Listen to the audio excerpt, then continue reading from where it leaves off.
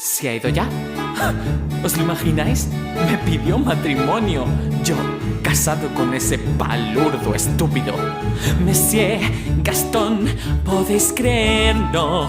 Monsieur Gastón, su esposo yo. Ni hablar, yo no lo garantizo. El mundo entero quiero conocer.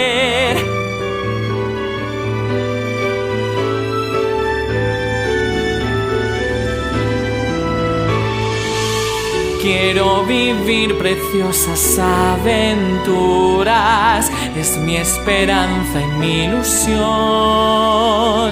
y podérselas contar a un amigo de verdad y que siempre sepa escuchar.